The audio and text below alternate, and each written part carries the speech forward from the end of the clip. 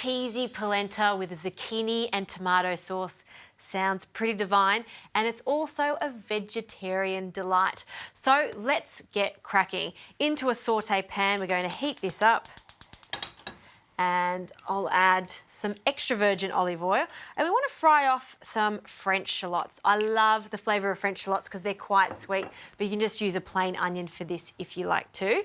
We'll add that now, and we'll allow that oil to heat up with the shallots. So we'll give that a stir. Now I have one large zucchini here that I've grated coarsely on a box grater. Zucchini and tomatoes, they're best mates. It's also going to really bulk out our sauce. So as this starts to soften, we'll add the zucchini first. And we'll coat that in the oil. And it needs seasoning, so a generous pinch of salt and freshly cracked pepper. And we'll just give that a mix. And before I add my tomatoes, I just want to cook this for a few minutes to soften down. While that's happening, I'm going to prepare the cheese for the polenta. I'm going to be using some Buffalotto, but you could just use Parmesan if you like for this recipe. I'm going to open this, and I'm going to grate a significant amount of cheese because I really want to taste it throughout that creamy polenta. So just on the coarse box grater again, we'll just grate that cheese. It's salty, it's got quite a nice bite to it too, and that's why I'm going to be using this with our polenta. If you wanted to go all out, you could add 2, even 3 cheeses. This recipe would go nicely too with some blue cheese, so change it up depending on what you like. Okay, I think that's enough cheese there.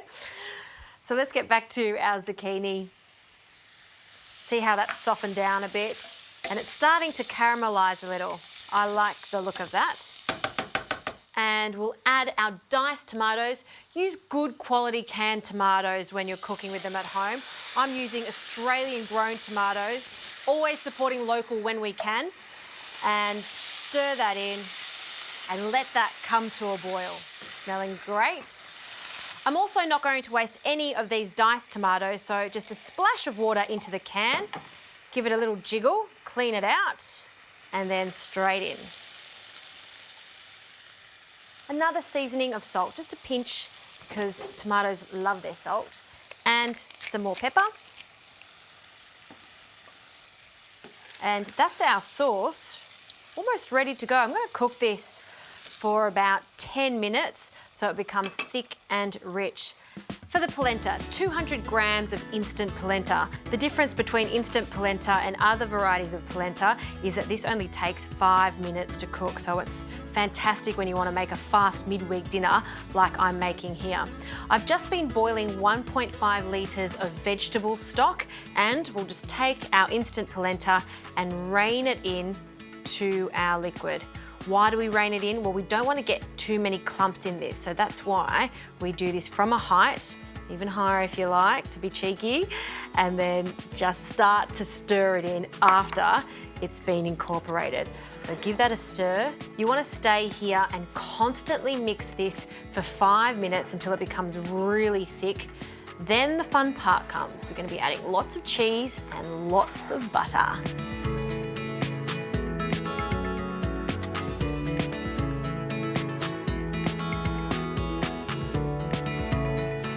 Okay, the sauce is ready. This polenta is absolutely ready. See how it just folds on itself like a wave?